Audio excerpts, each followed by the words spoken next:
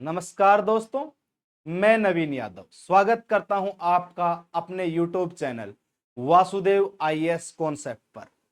सभी मित्रगणों नमस्कार, Ram Ram, good afternoon. उम्मीद करता हूं आप सभी स्वस्थ होंगे और बढ़िया तरीके से तैयारी में लग रहे होंगे। मेरे सभी मित्रगणों, आप सभी के सामने आज मैं टॉपिक लेकर के आया हूं अकबर और उसके नवरत्न। जैसे कि हम अपने बैच मिशन इंद्रप्रस्थ के तहत लगातार मध्यकालीन भारत में आगे बढ़ रहे हैं और मध्यकालीन भारत की मुगल सल्तनत या मैं कहूं मुगल साम्राज्य की ओर अग्रसर हुए हैं। उस मुगल साम्राज्य की नींव जिसने रखी उस बाबर के बारे में हमने पढ़ा और उस बाबर के बेटे हुमायूं की दास्तां को हमने जाना। कैसे हुमायूं जिंदगी भर भटकता रहा और कैसे हुमायूं का शासन एक अफगान शासक के द्वारा छीन लिया गया। 15 साल तक उसका शासन पतन में रहा और फिर उसके बाद उसी हुमायूं का बेटा अकबर आता है और अकबर उस शासन को जीत लेता है। एक अचरज की बात है कि पिता 15 साल तक गायब और बेटे ने उसका शासन बचाया। यानी कि मुगलों ने बुझते हुए दीवे को एक नई लो प्रदान करी और अपने बुझते हुए चिराग को फिर से जीवित कर लिया उस मुगल साम्राज्य ने। उसी मुगल साम्राज्य की एक अकबर की दास्तां मैं आपके सामने लाया हूं। अकबर एक ऐसा व्यक्ति जिसे इतिहास में अकबर महान कहा गया है। कितना महान था, कैसे बना अकबर महान, जलाल से अकबर बनने का सफर कैसा रहा अकबर का। इस अकबर की कहानी में 2 चरणों में आपको पढ़ाऊंगा, एक आज और एक नेक्स्ट क्लास में। दोनों चरणों में अकबर की कहानी आएगी। आप कहोगे सर छोटा सा टॉपिक 2 चरणों में। बेटा 50 साल का राज है और 50 साल का राज 1 घंटे में या 20 मिनट में कवर नहीं किया जा सकता। इसलिए इसकी कहानी को हम पूरे तरीके से, अच्छे से, बढ़िया से इसको कवर करेंगे। मैं आपको बता देता हूं, अब मैं जो 4 शासक पढ़ाऊंगा, अकबर, जहांगीर, शाहजहां, औरंगजेब, इन चारों को अच्छे से कवर कर लेना। क्योंकि मिडिवल हिस्ट्री के अंदर सबसे ज्यादा एग्जाम में क्वेश्चन अगर मुगल साम्राज्य से पूछे जाते हैं तो वो इन 4 शासकों से पूछे जाते हैं। पूरी दिल्ली सल्तनत एक तरफ और पूरे मुगल के ये 4 शासक एक तरफ। इन्हीं की कहानी हमें जाननी होती है और उन सब में सबसे मोस्ट इंपॉर्टेंट टॉपिक अकबर है और उसी अकबर को कवर करना है। उसी अकबर की कहानी को हमें जानना है। कौन था अकबर, कहां जन्म हुआ, कौन माता, कौन पिता और मृत्यु कहां तक हुई, उस कहानी को हम पूरा करेंगे। तो आइए हम आगे बढ़ते हैं। दोस्तों, जब अकबर की बात हम करते हैं, जब अकबर की कहानी की हम बात करेंगे तो अकबर का जन्म कब और कहां हुआ, उस दास्तां से हम शुरू करेंगे। तो जो अकबर का जन्म है वो किस क्षेत्र में हुआ था, तो अकबर का जन्म अमरकोट में हुआ था। अमरकोट गुजरात के बॉर्डर पर पड़ता था, पाकिस्तान में चला गया ऐसा क्षेत्र, वहां अकबर का जन्म हुआ था। सामने तस्वीर जो आप देख रहे हो ये अकबर की है ना। कितना शानदार भोला शकल से लग रहा है अकबर, कमाल की बात। बहुत वैसे गजब का लीडर रहा है अपने टाइम पे, बहुत बढ़िया राजा रहा है अपने समय पे, ऐसा इतिहासकार मानते हैं। शुरुआती समय में ये क्रूर था क्योंकि ये क्रूर लोगों के बीच में ही रह रहा था। फिर कहते हैं ना कि भाई विवाह के बाद अच्छे अच्छों की जिंदगी बदल जाती है, बड़े से बड़े बदमाशों को सुधार दिया जाता है। तो इसके साथ भी हुआ। इसकी एक पत्नी आई जिसको इतिहास में कहीं हरकाबाई तो कहीं जोधाबाई लिखा गया। उसके बाद ये बंदा बदल गया, इसका जीवन बदल गया और ये अच्छा राजा बना और अकबर बना। पहले कौन था, जलाल था, जलालुद्दीन मोहम्मद अकबर कहलाने लगा। अकबर का मतलब अल्लाह का बनाया हुआ दूत, अल्लाह का तरासा हुआ एक नायाब पत्थर अकबर, ये कहलाया। अब 15 अक्टूबर 1542 को इसका जन्म होता है अमरकोट में। मृत्यु हो जाती है 1605 में, एक अतिसार रोग हो जाता है इसको, एक प्रकार से अगर मैं कहूं तो हेजे वगैरह जैसी बीमारी हो जाती है और ये मृत्यु को प्राप्त होता है। आगरा में ये मृत्यु है, आगरा में इसकी मृत्यु हो जाती है और आगरा के सिकंदरा में इसका मकबरा बनवाया गया है। जब आप आगरा जाओगे तो बीच रास्ते में ही सिकंदरा पड़ता है, तो सिकंदरा में इसका मकबरा देखना, बहुत अच्छे तरीके से उसको बनाया गया है। ठीक है। फिर उसके बाद इसका राज्याभिषेक पंजाब के गुरदासपुर जिले में कलानौर एक जगह है, 14 फरवरी को। मैंने बताया था एक बार, पहली क्लास जब बाबर की मैं ले रहा था तब मैंने बताया था कि 14 फरवरी से मुगलों का बहुत बड़ा संबंध रहेगा और 14 फरवरी 1556 को इसका राज्याभिषेक यानी कि कोरोनेशन कर दिया जाता है, ये राजा बन जाता है। महज 14 वर्ष की आयु में ये राजा बनता है, ऐसा लिखा जा रहा है। 1542 में जन्म हुआ, 1556 में ये राजा बन गया, तो भैया 14 साल की उम्र में ही था, एक बच्चा था उस समय पे। बच्चा राजा बनता है, लेकिन इसका एक संरक्षक, इसका रेजेंट जो होता है वो होता है बैरम खां, क्योंकि बैरम खां ही इसका संरक्षक करता है और इसकी तरफ से सारा काम बैरम खां संभालता है। लेकिन उसी बैरम खां के खिलाफ ये भड़क जाएगा, क्योंकि कान भरने वाले लोग समाज में हर जगह होते हैं। अगर बाहर का कोई लोग कान भर देता है तो हम अपने घर का विनाश कर लेते हैं। वैसे ही अकबर के साथ हुआ, इसी के कुछ रिलेटिव्स ने इसके कान भर दिए और इसने अपने संरक्षक बैरम खां को मरवा दिया। कहते हैं कई इतिहासकार कि इसने बैरम खान ने विद्रोह कर दिया था जालंधर के पास और अकबर ने उसे छोड़ दिया था, और उसी बैरम खान की हत्या किसी लोहानी अफगान के द्वारा कर दी गई थी, जिसकी चर्चा हम आगे करेंगे। ठीक है। लेकिन इसने अपने रिलेटिव्स के द्वारा कान भरे जाने के कारण उसे अपदस्थ कर दिया था, उसे अपने पद से हटा दिया था। सोचिए कितना भयंकर षड्यंत्र था, जिसने इसकी सत्ता को स्थापित करवाया। अगर वो नहीं होता तो मुगल साम्राज्य की नींव स्थापित नहीं होती, और मुगल साम्राज्य की जब नींव स्थापित नहीं होती तो मुगल साम्राज्य दोबारा अस्तित्व में नहीं आता, मुगल साम्राज्य का चिराग बुझ चुका होता। लेकिन उस बुझते हुए चिराग को लो दिखाने का काम बैरम खां ने किया, लेकिन उसी बैरम खां के साथ इतना बड़ा अविश्वासघात, एक विश्वासघात हुआ, अविश्वास हुआ उसके साथ, तब जाकर के इसने उसके गुणगान को भुला दिया। कितनी बड़ी मतलब ये बात है, लेकिन क्या कर सकते हैं, समाज का नियम है। जरूरत पूरी हो जाने पर अक्सर कोई याद नहीं रखता। कहते हैं ना कि खबर पुरानी हो जाए तो पुराने अखबारों को सहेज के नहीं रखा जाता, ठीक वैसे ही इसने भी उसके साथ वैसा ही किया, कान भरने के कारण, परिवार वालों के कारण। ठीक।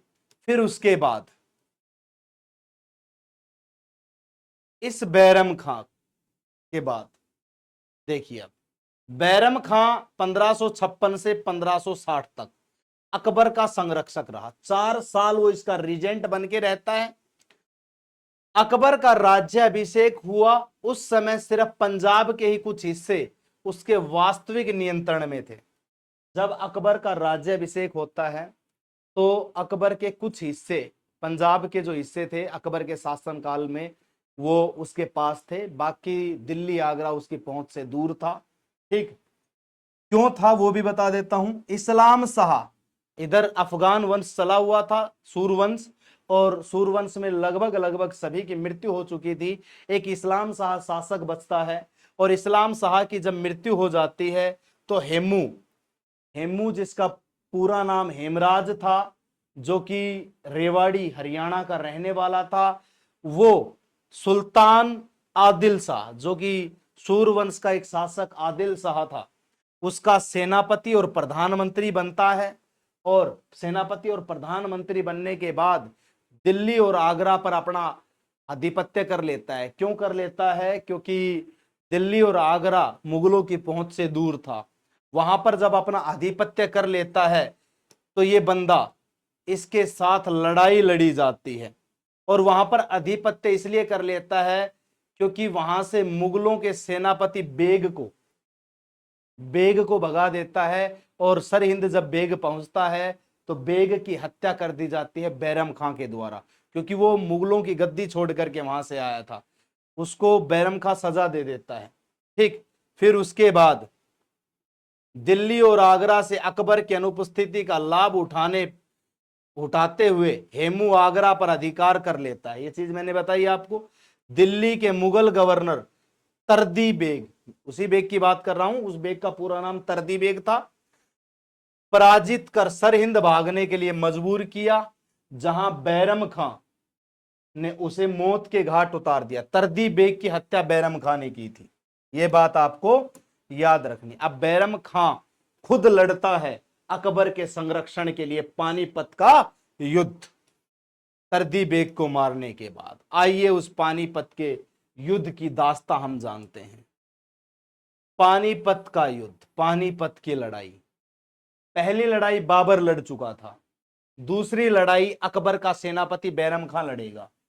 5 नवंबर 1556 को, 5 नवंबर 1556 को अकबर का संरक्षक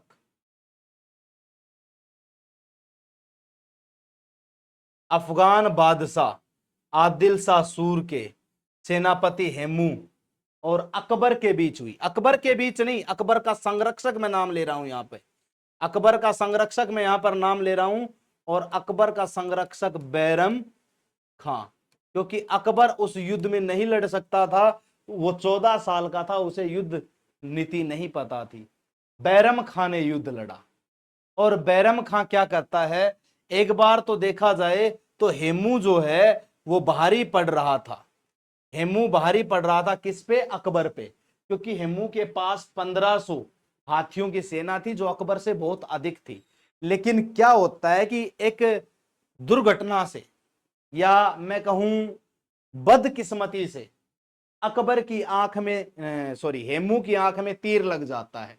और जैसे ही हेमू की आंख में तीर लगता है तो हेमू को बैरम खां के द्वारा मौत के घाट उतार दिया जाता है।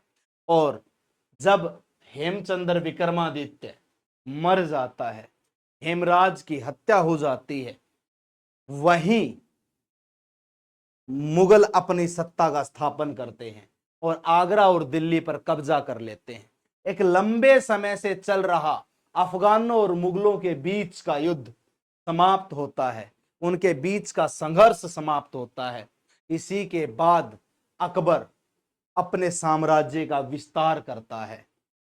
ठीक, देखिए, अमरकोट में जन्म हुआ, राणा वीरसाल के महल में जन्मा, कुछ रियासतें पंजाब की इसके पास थी, क्योंकि बैरम खान ने सरहिंद जैसी रियासतें इसको जीत के दे दी थी।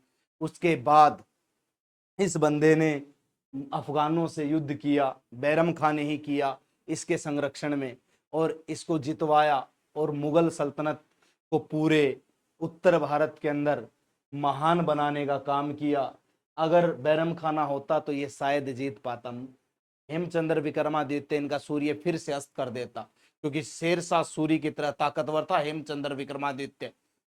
इब्राहिम लोधी के बाद दूसरा ऐसा व्यक्ति हुआ जो युद्ध भूमि में मारा गया।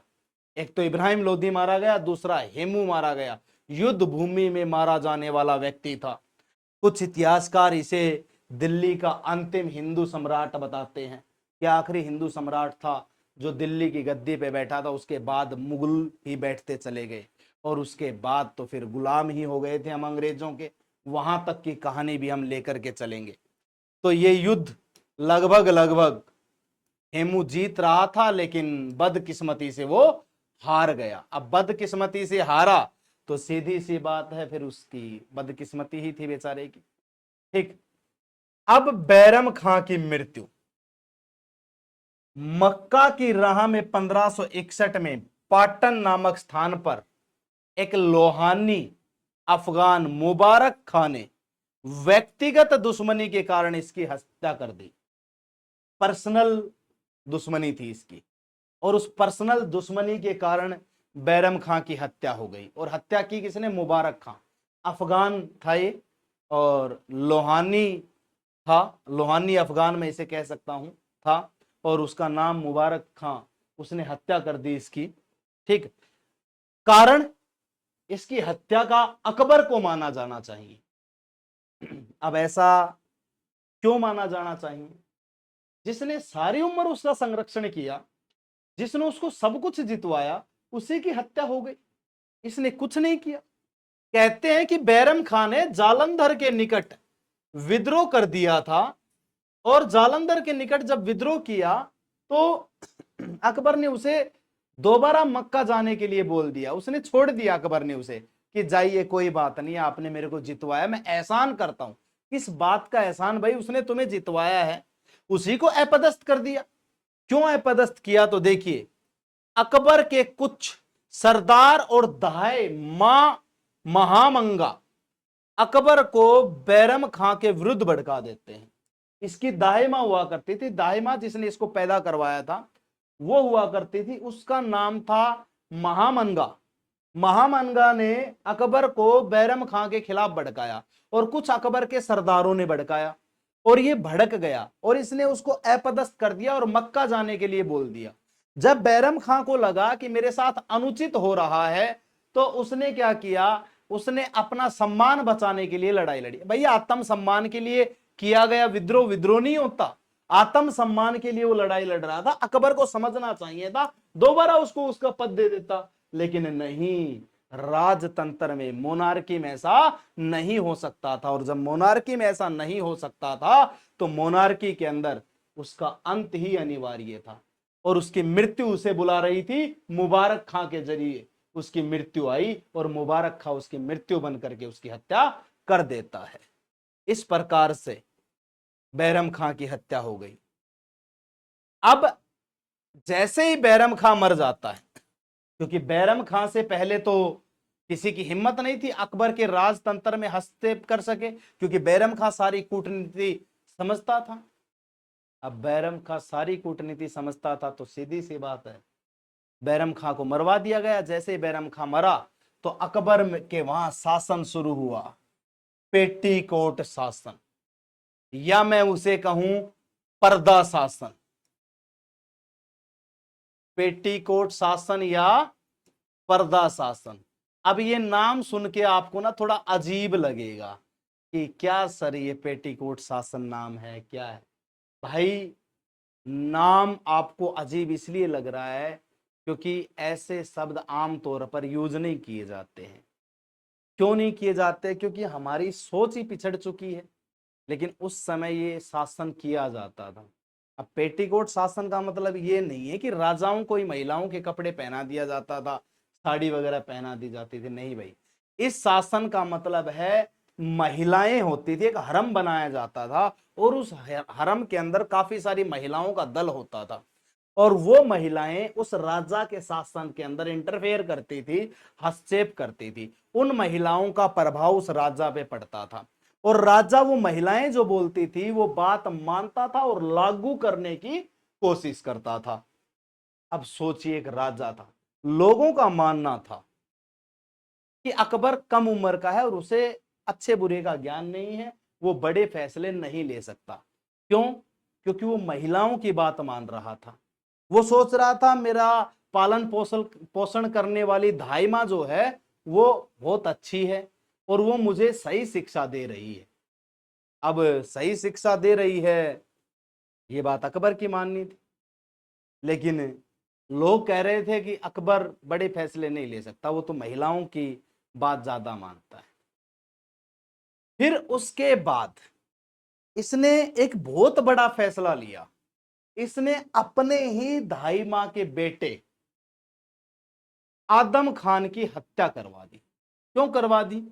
क्योंकि एक युद्ध होता है मालवा का, और उस मालवा के युद्ध में आदम खान धन लूट लेता है। पहली बात तो उसने बिना बताए अकबर से वो युद्ध किया, और वहां से धन संपदा जो अर्जित हुई उसको सरकारी खजाने में जमा करवाने की बजाय उसने क्या किया? अपने पास रख लिया। अकबर ने कहा कि या तो सरकारी खजाने में जमा करवा दे या फिर तेरा मौत का बुलावा आ चुका है। अब भाई तुम्हारी होनी होनी ही होनी है, यानी कि होनी इसकी मृत्यु। अब वो होनी किसके हाथों? अकबर। यानी कि अकबर ने उस अनहोनी को होनी में बदलने का काम कर दिया। कैसे? तो उसने इसकी बात नहीं मानी तो अकबर ने उसको मृत्यु दंड दे दिया।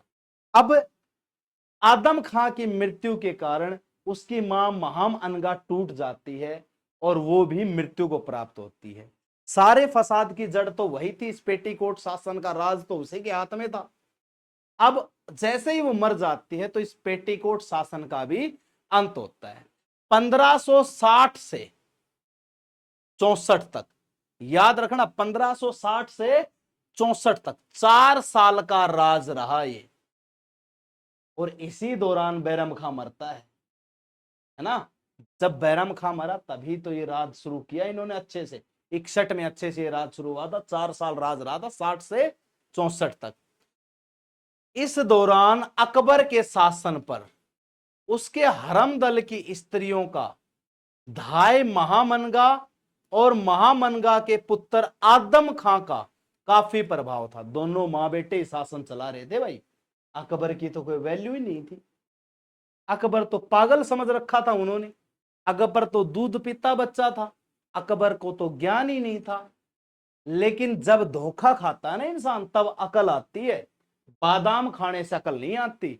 इसको पता लग गया था कि मैंने बैरम खां के साथ गलत किया।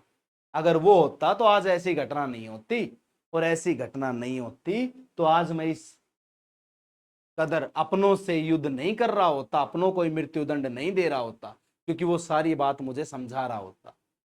1561 में मालवा के युद्ध में आदम खान ने लूटे हुए धन का अधिकांश भाग अपने पास रख लिया। कारण अकबर को पता चलने पर आदम खां को 1562 में मृत्यु दंड दे दिया गया। अपने पुत्र की मृत्यु के सदमे में महामनगा की भी मृत्यु हो गई। 1562 में ही आदम खां की मृत्यु होती है और 1562 में ही महामनगा की मृत्यु होती है, क्योंकि पुत्र वियोग में तड़प उठी ना। अब गलत सिखाओगे तो गलत का अंजाम भी भुगतोगे। कर्म करोगे वैसा भरोगे, बोओगे वैसा काटोगे, ऐसा कहा जाता है। अब आदम खां की मृत्यु कब हुई? 1562 में। महामनगा की भी 1562 में। 61 में उसने मालवा का युद्ध किया था बिना बताए, और उसको ऐसी मृत्यु दी थी अकबर ने, कहते हैं कि तब तक उसको छत से गिराया गया जब तक वो मर नहीं गया। ऐसे मृत्यु किसी दुश्मन को नसीब ना हो, ऐसा सोचने वाले शासक ने उसको इतना कठोर दंड दिया। और इस क्रूरता से लोगों की रूह कांप गई थी कि ऐसा क्रूर शासक। लेकिन इस क्रूरता को भी बदल दिया था इन्हीं की पत्नी हरकाबाई ने, जिसका जिक्र भी हम करेंगे। अब बात करते हैं अकबर की कुछ अन्य बातों की। अकबर के कुछ तथ्य हैं जिन पे गौर फरमाना चाहिए, जिनके बारे में अक्सर एग्जाम में पूछा जाता है। जैसे अकबर का प्रथम विवाह, पहला विवाह उसका हिंदाल की बेटी रुकैया बेगम से हुआ था। इसकी पहली पत्नी रुकैया बेगम थी, हिंदाल इसके चाचा थे। खैर इस समाज में अपने चाचा या मामा की बेटी से विवाह करना कोई दो राय नहीं थी, तो इसने भी किया। बचपन में खेला करता था रुकैया से, रुकैया के साथ। ठीक है, अब रुकैया के साथ खेला करता था तो बाद में वो खेल प्रेम में बदल गया और फिर रुकैया से विवाह हो गया। अब जब रुकैया से विवाह हुआ, और रुकैया किसकी बेटी थी? हिंदाल की, तो पहला विवाह रुकैया से हुआ। अकबर ने जैन आचार्य विजय सेन सूरी को काली सरस्वती की उपाधि दी। इसने जैन आचार्य विजय सेन सूरी को काली सरस्वती के नाम से बुलाया। दीन ए इलाही धर्म का प्रधान पुरोहित अकबर था। इसने एक धर्म की शुरुआत की जिसका नाम था दीन ए इलाही। इस धर्म को हालांकि किसी ने एक्सेप्ट नहीं किया, एक बीरबल को छोड़ के, बीरबल को छोड़ के किसी ने एक्सेप्ट नहीं किया, बट फिर भी इसने ये धर्म चलाया। दीन ए इलाही धर्म स्वीकार करने वाला प्रथम हिंदू शासक बीरबल था। मैंने बताया ना, बीरबल के अलावा अकबर के दरबार के प्रसिद्ध चित्रकार अब्दुल सम्मद दसवंत और बसावंत थे। इसके टाइम पे फेमस पेंटर हुआ करते थे अब्दुल समद, दसवंत और बसावंत, ये इसके फेमस पेंटर थे। अकबर के टाइम पे साहित्य अपने चरमोत्कर्ष पे था और इसके टाइम पीरियड को साहित्य का स्वर्ण काल कहा जाता है। वैसे तो साहित्य बहुत सारे राजाओं के टाइम पे रहा, खिलजी जैसे टाइम पे रहा, तुगलकों के टाइम पे रहा, लेकिन इसके टाइम पे ज्यादा साहित्य विकसित हुआ, इसलिए इसके टाइम को साहित्य का स्वर्ण युग कहा जाता है। ठीक है। अकबर के शासनकाल के प्रमुख गायक तानसेन, बाज बहादुर और बाबा रामदास एवं बैजू बावरा थे। इसके टाइम पे सबसे प्रमुख गायक तानसेन हुआ करता था, जिसका नाम रामतनु पांडे था। बाज बहादुर था, बाबा रामदास सिखों के गुरु हुए हैं वो थे, बैजू बावरा थे। अकबर ने बाबा रामदास को 500 बीघा जमीन प्रदान की थी और आज उसी 500 बीघा जमीन पर अमृतसर जैसा शहर स्थापित है और उसी 500 बीघा जमीन के अमृतसर शहर में स्वर्ण मंदिर बना हुआ है। स्वर्ण मंदिर वो गुरु रामदास की कृपा है जो अकबर से 500 बीघा जमीन ले आया था। ठीक। उसके बाद अकबर की शासन प्रणाली प्रमुख विशेषता मनसबदारी प्रथा थी। इसने मनसबदारी प्रथा लागू की। ठीक। अकबर के समकालीन प्रसिद्ध सूफी संत शेख सलीम चिश्ती थे। अकबर के समय में प्रमुख सूफी संत शेख सलीम चिश्ती हुआ करते थे। ठीक। फैजी अकबर के दरबार में राजकवि के पद पर आसीन था। इसका राजकवि कौन होता था? फैजी होता था। ठीक, ये बात आपको याद रखनी। वो इसके नवरत्नों में से भी एक था। इसके नवरत्नों पे भी हम चर्चा करेंगे। वो इसके नवरत्नों में से एक था। आइए अब हम पहुंच चुके हैं इसके नवरत्नों पे। अकबर के नवरत्न, अकबर के वो नवरत्न जो इसके 9 डायमंड्स थे, 9 ज्वेल्स थे। वो व्यक्ति जो अकबर को हर चीज में सलाह देते थे। ऐसा नवरत्न लागू करने वाला पहला व्यक्ति अकबर ही नहीं था, गुप्त वंश का शासक चंद्रगुप्त द्वितीय या चंद्रगुप्त विक्रमादित्य भी था। सबसे पहले उसी के पास नवरत्न थे। कुछ इतिहासकारों का मानना है कि चक्रवर्ती सम्राट अशोक के पास भी नवरत्न थे, लेकिन उनको नवरत्न नहीं कहा जाता था। वो गुप्तचर थे, सीक्रेट एजेंट थे, उनके बारे में किसी को नहीं पता। लेकिन 9 व्यक्ति जो हैं, ये 9 व्यक्ति राजा को हर प्रकार की सलाह देते थे। इन 9 व्यक्तियों में एक एक को समझते हैं। पहले का नाम अबुल फजल। अबुल फजल एक इतिहासकार था जिसने आईने अकबरी लिखी थी। अकबर की आत्मकथा इस बंदे ने लिखी थी। एक सिंगर था तानसेन, जिसे रामतनु पांडे के नाम से जाना जाता था। किसके नाम से जाना जाता था? रामतनु पांडे। एक कवि था शेख अबू अल फैज। एक कवि था शेख अबू अल फैज। मैं एक बार ना जूम करके दिखा देता हूं आप लोगों को।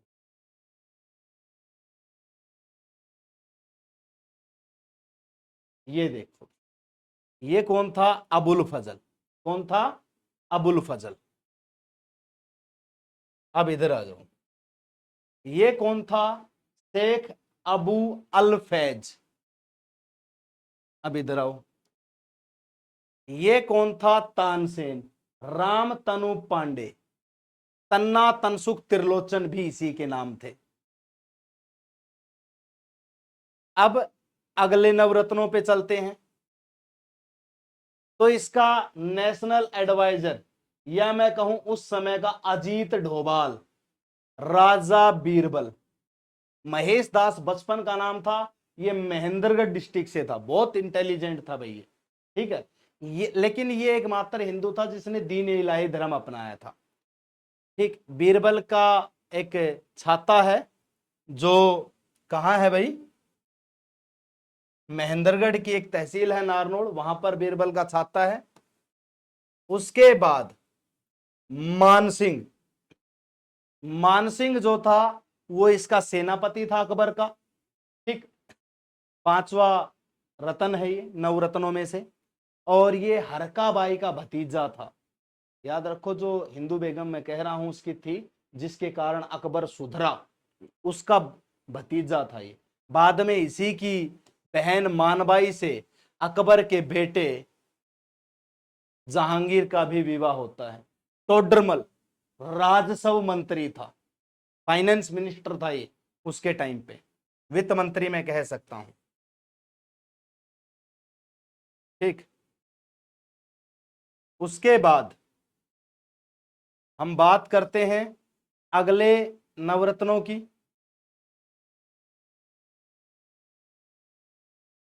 तो अब्दुल रहीम खाने खाना, अब्दुल रहीम खाने खाना भाई, ये बैरम खां का बेटा था। इसको बाद में जब एहसास होता है कि मैंने बैरम खां के साथ गलत किया, तो ये अब्दुल रहीम खाने खाना को अपने नवरत्नों में शामिल करता है। ये भी एक कवि था अकबर के दरबार में। दूसरी बात, ये बैरम खां की पत्नी सलीमा से भी अकबर विवाह कर लेता है, क्योंकि उसका कोई सहारा नहीं बचता, तो ये एहसान उतारने के लिए उससे विवाह कर लेता है। मुल्ला दो प्याजा नेक्स्ट नवरत्न है, मुल्ला दो प्याजा। अब मुल्ला दो प्याजा वो उसका रसोइया था, अकबर का विश्वास पात्र मित्र था, जो उसके खाने वगैरह की देखरेख करता था, बाकी ये सलाहकार भी था। अगला नवरत्न है फकीर अजियोद्दीन हुमायूं कुली खां। फकीर अजियोद्दीन हुमायूं कुली खां, ये भी बंदा जो था, ये भी अकबर का सलाहकार था। ये सब अकबर के नवरत्न थे जिनके बारे में हमने पढ़ा है। हमने अकबर के नवरत्नों की कहानी तक की कहानी तय की। इसके बाद अकबर के साम्राज्य विस्तार की कहानी और अकबर से रिलेटेड कुछ अन्य तथ्यों की कहानी नेक्स्ट क्लास में पढ़ेंगे। जितने भी मेरे प्यारे मित्रगण हैं, जितने भी लाल लाली हैं, वो सभी चैनल को सब्सक्राइब कर दिया करें और चैनल को शेयर जरूर किया करें। उम्मीद करता हूं क्लासेज आपकी अच्छे से चल रही होंगी, क्लासेज का अच्छे से लुत्फ उठा रहे होंगे और बढ़िया तरीके से तैयारी कर रहे होंगे, और बढ़िया तरीके से तैयारी करते हुए अपने एग्जाम की ओर अग्रसर बढ़ रहे होंगे। तो सभी मित्रगण कमेंट जरूर किया करें और अपने डाउट पूछा करें। कोई भी डाउट हो तो पूछ लिया करें। मानता हूं कि अच्छे से समझ जाते हो इसलिए डाउट नहीं होते, लेकिन फिर भी कोशिश किया करो कि डाउट आए। नहीं आए तो ढूंढा करो डाउट कहां से आ सकता है, इस क्वेश्चन में से और क्या डाउट आ सकता है, वो चीजें पूछा करो, क्योंकि मैं आपकी सेवा में हमेशा हाजिर रहूंगा। जैसा कि मैं कहता हूं, वचन ही शासन है, इस नीति के तहत काम करता हूं। तो अकबर की समझदारी काम आ रही है। अकबर के नवरत्न उसको एक महान शासक बनाएंगे। अभी जलाल से अकबर बनने का सफर तय करना है। अभी तो हमने उसके नवरत्नों की कहानी पढ़ी है, तो आगे की कहानी नेक्स्ट क्लास में होगी। जय हिंद, जय भारत, थैंक यू।